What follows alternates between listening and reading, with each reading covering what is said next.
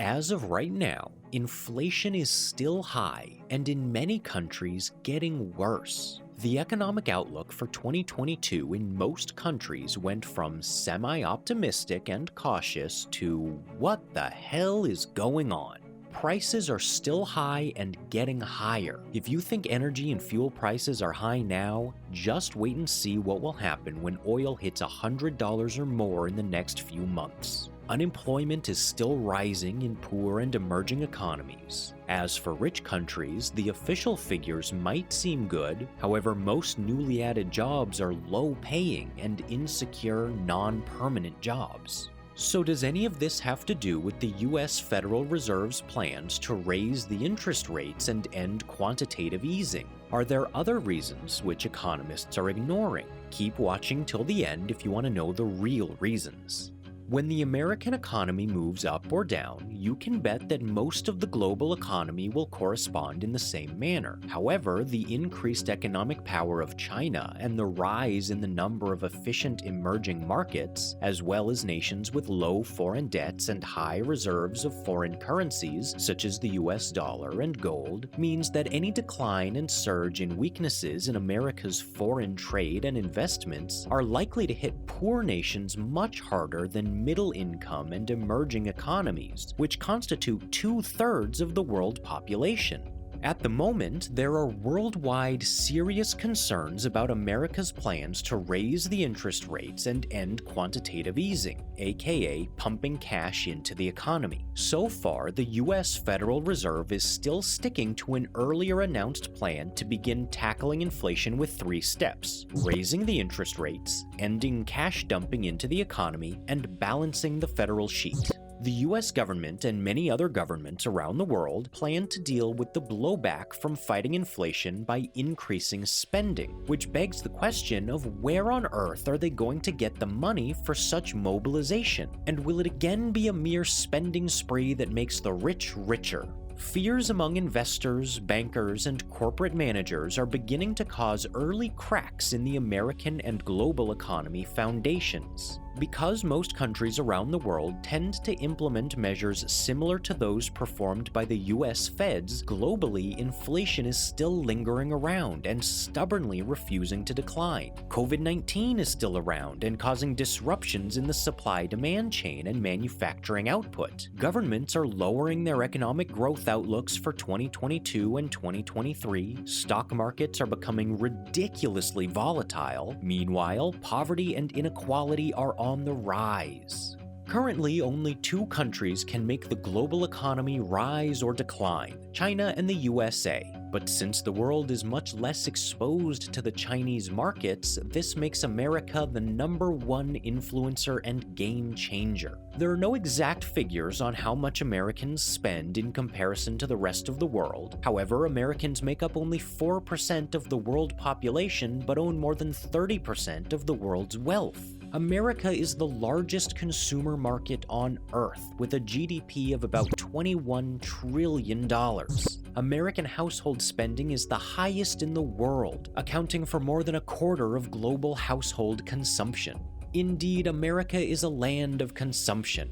For example, Americans throw away enough food every day to feed 80 million people. Not to mention they consume more than 200 billion more calories a day than they need. Now take this picture and apply it to the rest of America's consumption habits. Now you see how America is a land of consumerism and consumption. There is also the US dollar issue. If the interest rate goes up, the dollar will appreciate, which is good for America, but a nightmare for countries with national debts in US dollar. These countries have to find a way to make their currencies appreciate and for their economies to generate more revenues, or they might just default. State lenders such as the World Bank and IMF can be very unfriendly and unforgiving. Dollar-denominated debt outside the United States currently amounts to a staggering $12.5 trillion, with emerging markets and poor countries combined amassing $8 trillion.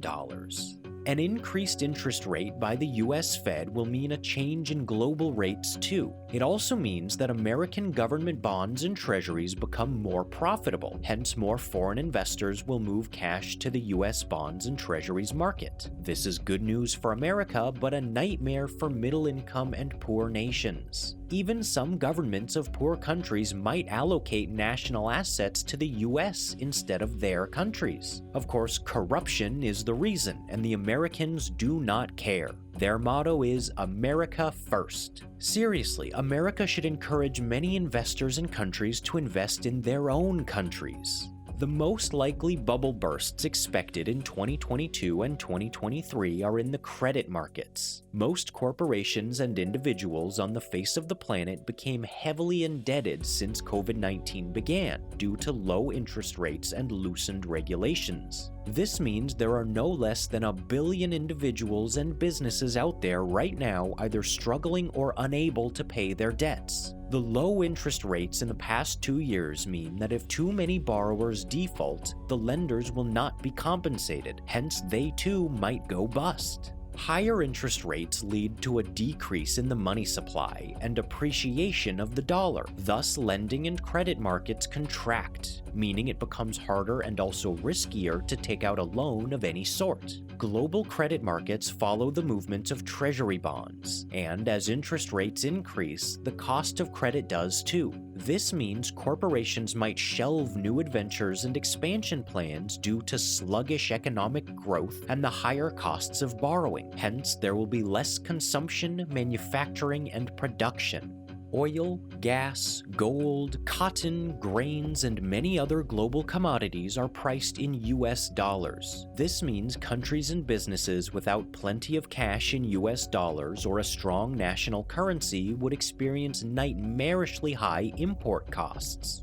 Each country has a balance sheet. The USA is no exception. Its balance sheet shows its assets, liabilities, and net position. During the Great Recession of 2008 to 2009, the US accumulated trillions of dollars worth of mortgage-backed securities, MBS, and treasuries, which are used in quantitative easing to boost the economy. These figures have been doubled to reach $18 trillion due to repeating of the measures to counter COVID-19. Recently, the US government hinted it wants a better balanced sheet, hence it wants to remove trillions of dollars worth of MBS off its balance sheet. However, it did not clarify when, how, or at what speed.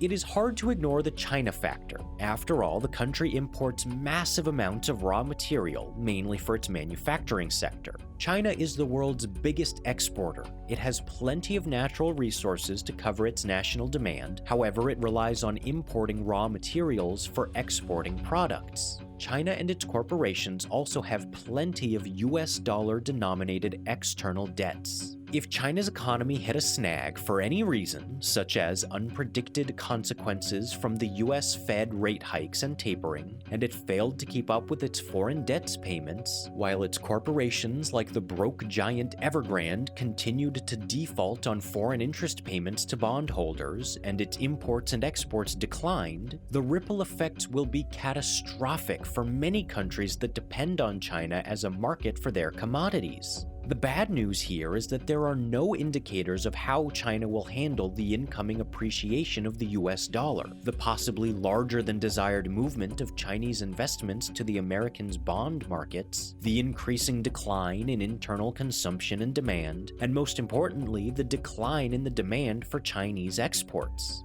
The measures for countering COVID-19 resulted in the creation of thousands of new billionaires, plenty of new multimillionaires, and doubling of the wealth of existing billionaires. So far, the new and old billionaires and multimillionaires seem to be mainly focused on investing some of their new riches in the artificial intelligence, automation, and robotics sector, while stashing trillions in tax havens. This behavior, which is caused by the lack of government regulations, rigged tax systems, and corruption, is already contributing to increased unwarranted tampering by the super rich in stock markets, job losses due to the rise of AI, automation, and robotics in manufacturing and all other sectors, as a matter of fact. Since the beginning of 2022, global geopolitical tensions that can lead to major wars or even World War III escalated at a rather scary rate and in a sudden, suspicious manner. They include tensions in Eastern Europe between NATO and Russia, North Korea's return to the testing of long-range nuclear-capable missiles and possible future testing of nuclear weapons, China's annexation of the South China Sea and the resulting confrontations with the West, the US-China trade war, crowding of the seas and oceans with military pieces engaged in drills and exercises by the global superpowers and their allies, and China's obvious rising need to annex Taiwan, which controls half of the world's semiconductor manufacturing. These are strong signals that a new world order is taking shape. What economists are not discussing are the costs of such changes, which are bound to be in the trillions of dollars in 2022 alone.